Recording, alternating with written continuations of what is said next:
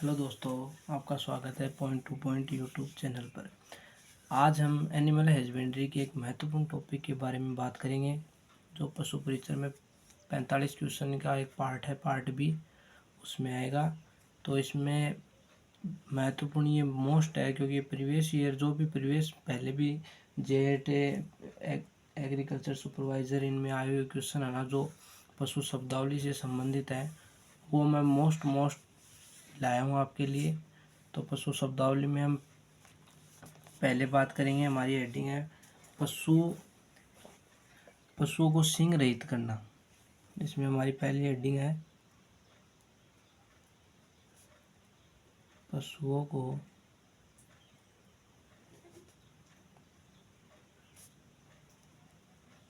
सींग रहित करना,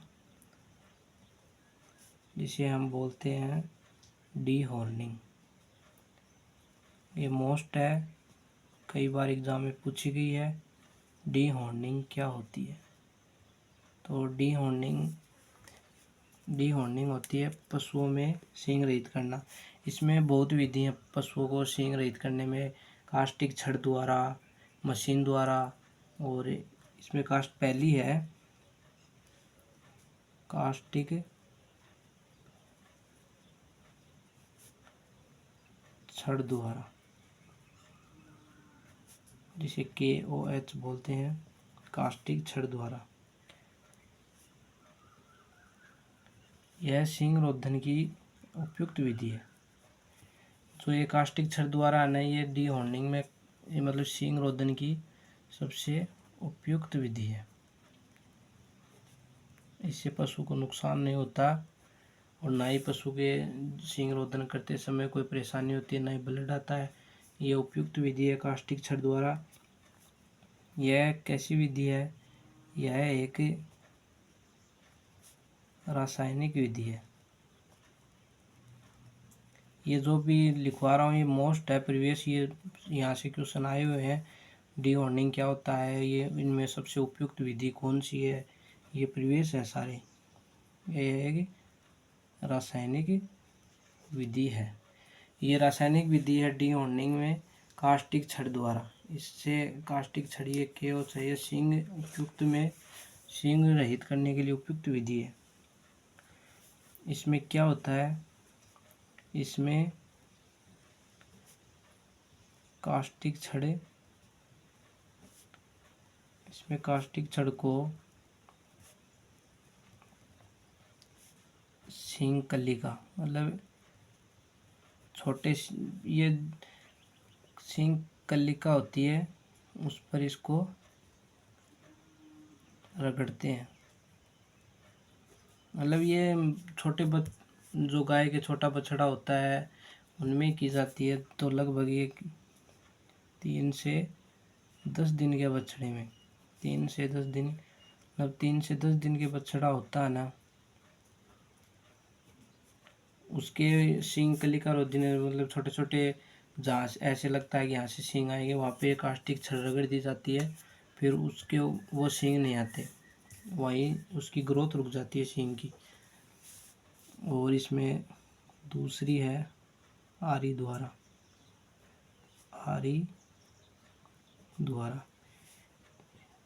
ये अधिक उम्र के पशुओं में काम में ली जाती है। अधिक उम्र के लगभग 6 महीने का बछड़ा हो जाता है ना, उसके सींग रोधन में काम में ली जाती है। के बछड़ों में काम में आती है, काम में ली। ये बड़े बछड़ों में ली जाती है। ये छोटे 3 से 10 दिन के बछड़ा होता है ना, उसके जहाँ पे सींग ऐसे लगता है यहाँ पे सींग आएंगे, वहाँ पे कास्टिक छड़ ऐसे रगड़ दी जाती है, जिससे सींग ग्रोथ नहीं करते। फिर इसमें 3 नंबर है विद्युत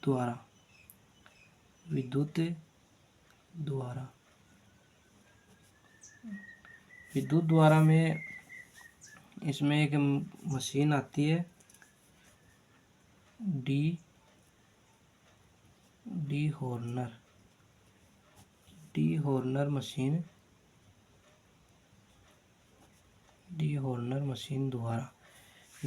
मशीन द्वारा इसमें सींगरोधन किया जाता है। यह बछड़ों के लिए एक सुरक्षित है, लेकिन ये भारत में कम प्रचलित है। ये कम प्रचलित है क्योंकि इसमें बछड़ों को करंट लगना या मशीन से उसके सिर में इन्फेक्शन हो जाता है, इसलिए इसको कम काम में लेते हैं। सबसे उपयुक्त विधि ये है, ये इम्पोर्टेंट है, एग्ज़ाम में कई बार आ चुकी है। फिर अगली है इसमें प्रजनन द्वारा, 4 नंबर प्रजनन द्वारा। तो प्रजनन में क्या होता है, सींग रहित नर व सींग युक्त मादा का संकरण या संभोग करवाया जाता है। तो जिससे जो अगली पीढ़ी होगी ना, वो सींग रहित होगी। जो अगली पीढ़ी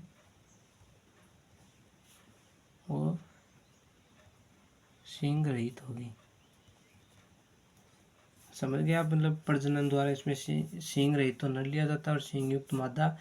तो सींग रहित नर है ना, उसके जीन आगे जाएंगे तो वो सींग रहित पीढ़ी होगी। ठीक है, ये हो गई हमारी पशुओं को सींग रहित करना, डी हॉर्निंग विधि। डी हॉर्निंग विधि के बाद अब हम पशु शब्दावली में अगला पढ़ते हैं। 2 नंबर हेडिंग लगा लें। 2 नंबर हेडिंग में है डॉकिंग। डॉकिंग क्या होता है? देखो, डॉकिंग ये इम्पोर्टेंट है, कई बार एग्जाम में यहाँ से शायद डॉकिंग क्या होता है और भेड़ के मेमनों की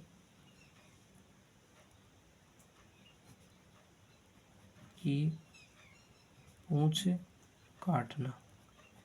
भेड़ के मेमनों की पूंछ काटना लगभग इसमें आयु 1 से 2 सप्ताह की आयु में भेड़ के बच्चों की पूंछ काटना डॉकिंग कहलाती है।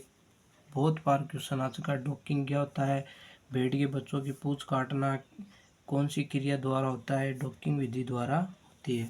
फिर अगली है कलिंग विधि।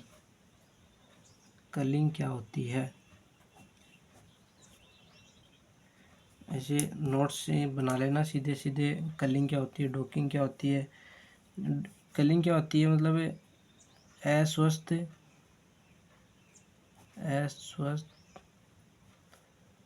पशुओं को स्वस्थ पशुओं से अलग करना। स्वस्थ पशुओं से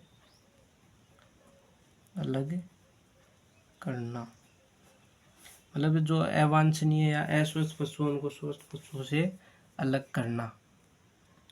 तो इसमें हो गया कलिंग, अवांछनीय पशुओं को झुंड से अलग करना। फिर अगली है 4 नंबर पे, 4 नंबर कैनाबोलिज्म।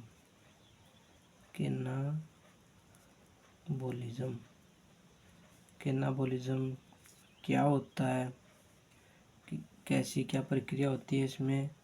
तो कैनाबोलिज्म क्या होता है कि इसमें ये मुर्गियों से संबंधित है।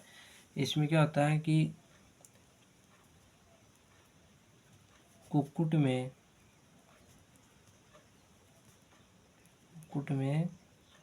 एक दूसरे को चोंच मारकर घायल करना। कुक्कुट में एक दूसरे को चोंच मारकर घायल करना, यह कैनाबोलिज्म कहलाता है। ये किसकी कमी से होता है?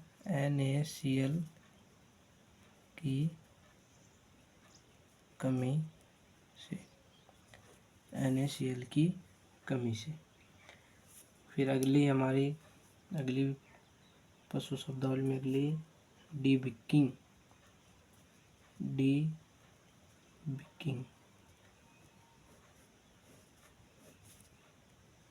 ये इम्पोर्टेंट है, ये भी आई हुई है प्रीवियस एग्जाम में।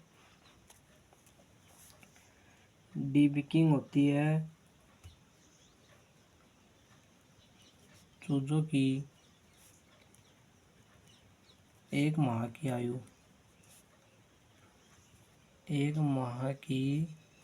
पर चोंच काटना।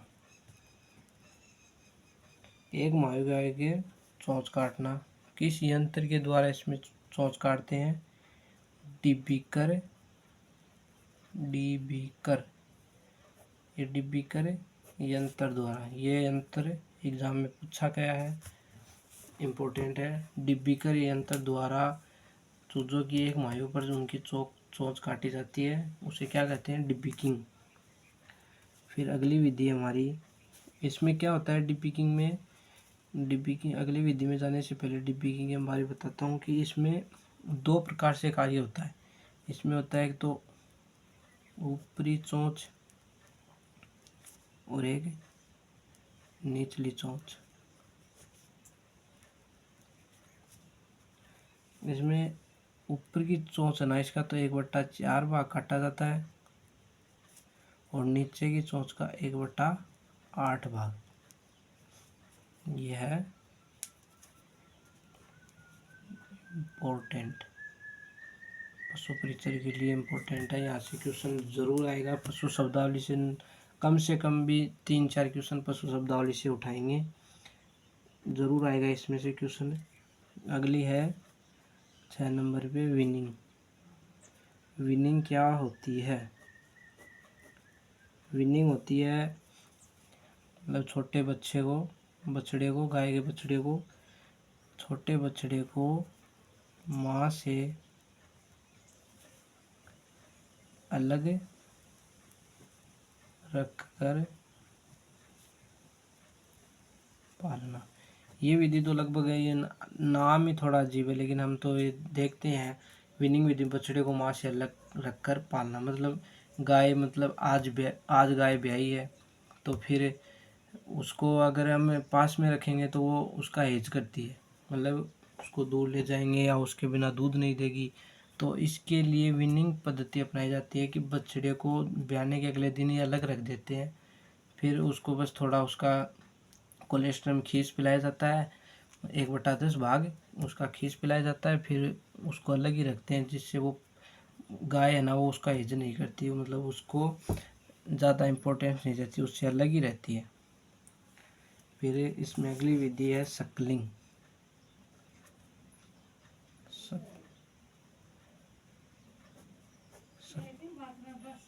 सकलिंग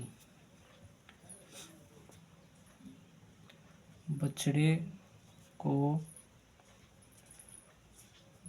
को अपनी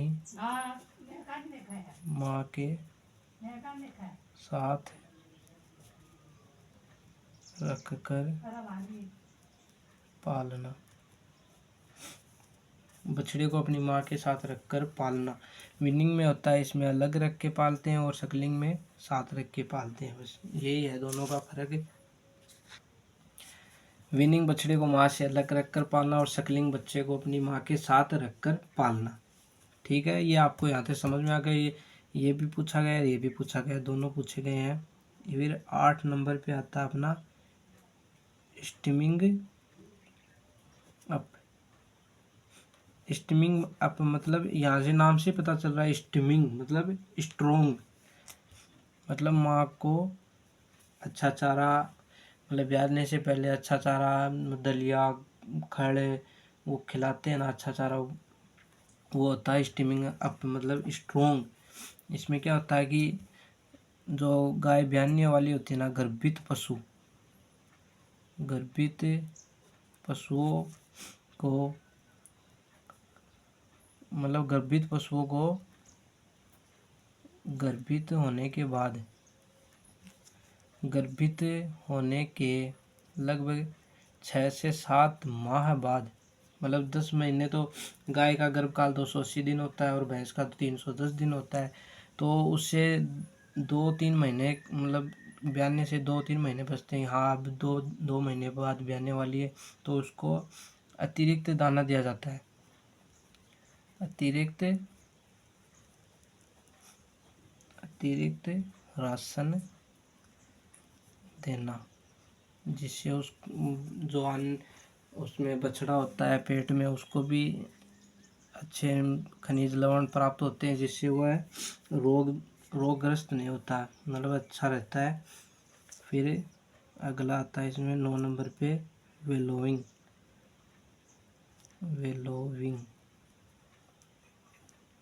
अगर आपने अभी तक पशु परिचर के लिए, पशु एनिमल हस्बेंड्री की शुरुआत नहीं की है तो उससे पहले आप कहीं से भी पढ़ो, लेकिन ये पशु शब्दावली पढ़ लेना, क्योंकि पशु शब्दावली पढ़ने से हम आगे जो पढ़ेंगे ना, फिर उसमें ऐसे रहेगा कि हाँ, डीबिकिंग ये होती है, विनिंग ये होती है, सकलिंग ये होता है, स्टीमिंग अप ये होता है, वेलोइंग ये होती है, जिससे पढ़ने में आसानी होती है। वेलोइंग क्या होती है कि पानी का तालाब, पानी के तालाब वह, मतलब ये एक तरह की स्वयं भैंस होती है जो स्विमिंग में नहाती है, मतलब पानी के तालाब या कीचड़ में भैंस का नहाना या लौटना, भैंस का लौटना, पानी के तालाब या कीचड़ में भैंस का लौटना या नहाना, यह स्वयं भैंस होती है। इसके गुणसूत्र 48 होते हैं और अपने वाली रिवर भैंस होती है जिसके 48 गुणसूत्र होते हैं। यह वेलोइंग भैंस है। फिर अगला है इसमें ग्रूमिंग, अगली हेडिंग हमारी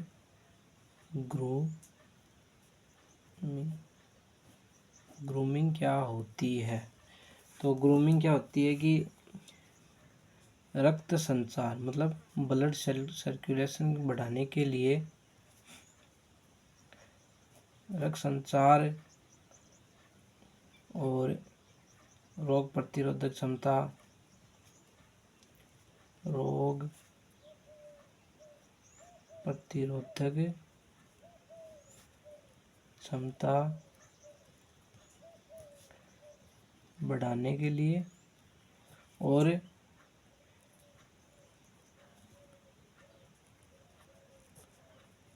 परजीवियों से बचाने के लिए, परजीवियों से बचाने के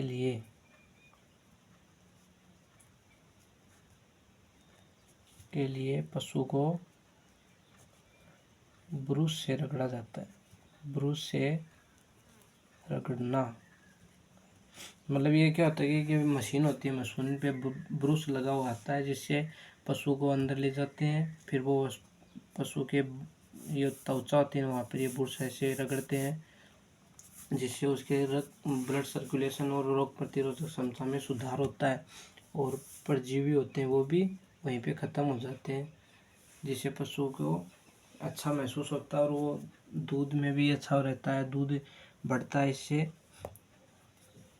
अगला पॉइंट हमारा फ्लशिंग, ये भेड़ों से संबंधित है। जिस प्रकार गायों में स्टीमिंग अप होता है पशुओं में, वैसे भेड़ों में ये होता है। गर्भित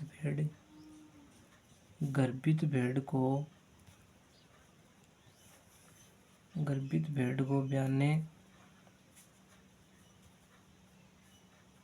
ब्याने से 3 से 4 सप्ताह पहले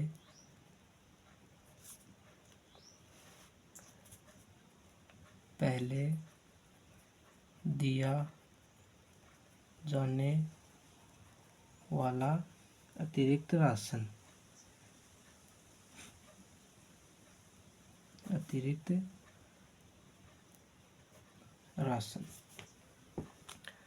भेड़ों को ब्याने से 3 से 4 सप्ताह पहले दिया जाने वाला अतिरिक्त राशन। ये होता है हमारा फ्लशिंग। और ग्रूमिंग क्या होती है? ग्रूमिंग के जरिए क्या होती है, रक्त संचार। इसमें ब्रूस होता है, ब्रूस को ऐसे पशु के पेट पे रगड़ा जाता है, जिससे उसका ब्लड सर्कुलेशन अच्छा होता है। फिर हमारे अगला है डी वर्मिंग। इसमें देखो, एक हमारी एनिमल हस्बेंड्री की जितनी भी अभी भी जो भी क्लास लगभग दिसंबर में पेपर है हमारा, मेरा भी है, और अभी सीईटी का आएगा हमारा अक्टूबर में 12th लेवल वाला। तो उससे पहले मैं मोस्ट चीज़ है ना, ये आपको ऐसे नोट्स के माध्यम से क्लास के ज़रिए ये प्राप्त करवा दूंगा। इसमें लगभग जितनी भी क्लास बनेगी सिर्फ मोस्ट ऐसे नहीं कि हर की थ्योरी वगैरह। इसमें रोग हो जाएगा, पशुओं से संबंधित बीमारियाँ आ जाएंगी, और पशु की ये शब्दावली हो जाएगी, और जितने भी हमारे पशु हैं, गाय भैंस भेड़ बकरी, उनके गुणसूत्र, उनमें उनके बारे में जानकारी, उनकी जो नॉर्मल शब्दावली होती है। गाय को जैसे गाय डाउन कवर क्या होता है, और फ्री मार्टिन क्या होता है, गाय में कौन सी बीमारी होती है, ये सब मतलब मोस्ट चीज़ आपको क्लास के माध्यम से मिल जाएगी, ऐसे नोट्स के माध्यम से। तो ये अगला हमारा डीवर्मिंग। डीवर्मिंग क्या होता है? पशुओं के पेट व आंत में कीड़ों को मारना। एक तरह से पेट व आंत में पाने वाले कीड़ों को मारना। इसमें 2 प्रकार से डीवर्मिंग होती है। फर्स्ट डीवर्मिंग होती है 4.5 माह की उम्र में। ये कीड़े वगैरह जैसे छोटे बच्चों में हुए होते हैं, छोटे बच्चे मिट्टी वगैरह खाने लगते हैं तो वो पेट में कीड़े पड़ जाते हैं छोटे छोटे। वैसे ही पशुओं में भी, पशु घास के साथ चारा खाते समय या नीचे माटी खाने लगते हैं तो उसमें हो जाता है। और सेकंड डीवर्मिंग होती है हमारी 6 माह की उम्र में। ये है डीवर्मिंग से संबंधित। ठीक है दोस्तों, क्लास यहीं पे समाप्त होती है। ये पशु शब्दावली है, सिर्फ आपको ऐसे नोट्स बनाने हैं लाइन टू लाइन, और ये सिर्फ पॉइंट टू पॉइंट है बात है, इसमें कोई अलग थ्योरी नहीं है। ये यहाँ से क्वेश्चन बहुत बार प्रीवियस एग्जाम में पूछा जाता है, तो सिर्फ आपको ये नोट्स अपनी बुक में बनाने हैं और इनको पढ़ना है बस। अगर आपने अभी तक एनिमल हस्बेंड्री की शुरुआत भी नहीं की है, जीरो से भी नहीं की है, तो आपको पहले इनकी पशु शब्दावली को पकड़ना होगा कि फ्री मार्टिन क्या होती है, डाउन कवर क्या होता है, ग्रूमिंग क्या होती है, फ्लशिंग क्या होती है, डीवर्मिंग क्या होती है, पशुओं को नहाने वाली भैंस को क्या कहते हैं कीचड़ में, और जैसे गाय है, भैंस है, बकरी है, भेड़ है, भेड़ की शब्दावली भी मैं लाऊंगा, बकरी की भी लाऊंगा। जैसे बकरी में जो जवान बकरा होता है उसे बक कहते हैं, मादा को डोई कहते हैं, उनमें जो मेटिंग की प्रक्रिया होती है सर्विंग कहते हैं। तो बहुत हैं, जैसे बकरी में गुणसूत्र 60 होते हैं, गाय में भी 60 होते हैं। तो ऐसे सारी क्लास आएंगे आपको नोट्स के माध्यम से। और अभी ये पशु शब्दावली की क्लास से यहीं पे समाप्त करता हूँ, फिर क्लास बहुत बड़ी हो जाएगी। और कल एक और क्लास बनेगी छोटी सी, ज़्यादा पॉइंट नहीं है अब, फिर हमारी पशु शब्दावली कंप्लीट हो जाएगी। तो धन्यवाद दोस्तों। और एक क्लास आएगी हमारी अब शाम को आर्ट कल्चर की, लोक देवता के सेकंड पार्ट की। एक क्लास तो हो गई लोक देवता की, और एक और देखते हैं, एक बनेगी 2 बनेगी। अभी बना तो रहा हूँ, इसमें थोड़ा टाइम तो लगता है, ज़्यादा टाइम लगता है इसमें। ठीक है दोस्तों, धन्यवाद, देख लेना आप क्लास को।